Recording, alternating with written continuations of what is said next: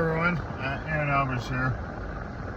For a change of pace, I'm not going to be around Brian Mast today, even though he doesn't even go.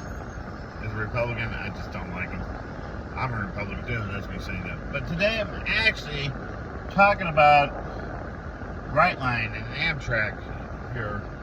My son's autistic, so he really loves trains. He loves Brightline and loves Amtrak. He's looking forward to taking Brightline up to Orlando when it's officially open. But I see a lot of people complaining about the price on Brightline and Amtrak. I'm going to give you some price difference and give you a little bit of a different perspective. Brightline is a subsidiary of Florida East Coast Railway, which means technically, even though they're their own independent company, they're part of the group that owns Florida East Coast. So Brightline has priority on the railroad tracks on the Florida East Coast corridor. Florida East Coast, as part of the agreement, has to make way for them to, allow them to come. Secondly, they have to run on a set schedule, and they're pretty darn good about making their times, trying to be on time, trying to make sure to keep their services nice and clean. It's all about the customer experience.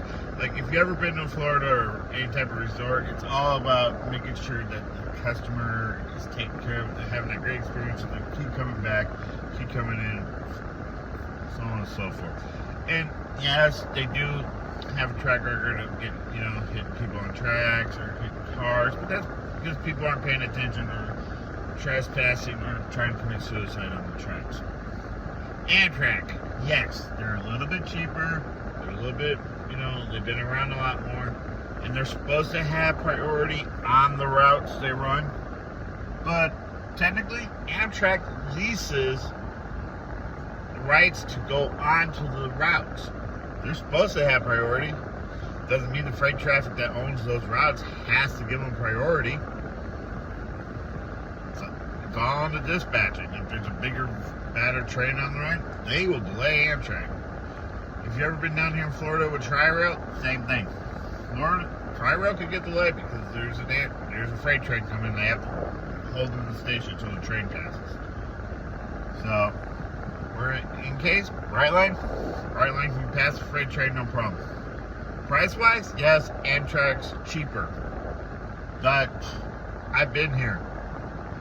The train is packed. I've been on Amtrak. Depending on where you go, the one down here in Florida, it is not clean. It is terrible service. It's often delayed, going north or southbound. Right now, we are supposed to be here for the 9:47 train. Thursday, July 6th, and the train is almost a half an hour late. The southbound train is often very delayed. So, if people are saying, well, Amtrak's a cheaper way to go, yeah, you're going to get to Orlando eventually.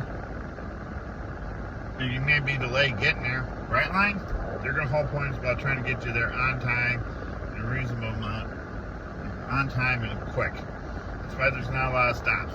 Amtrak doesn't have a lot of stops down here either, but they're delayed a lot. So I just want to let you guys know about that. If you want to change the way Amtrak's run, you got to write your senators and your congressmen, tell them to change the regulation, tell them to actually enforce the regulations. Like I said, Brightline's a subsidiary of Florida East Coast, so they have priority on the road, on the Florida East Coast line. We're Amtrak, but they have priority, it's not enforced. So, alright everybody, I'm going to let you go. You have a good rest of your weekend. I'll see you next time.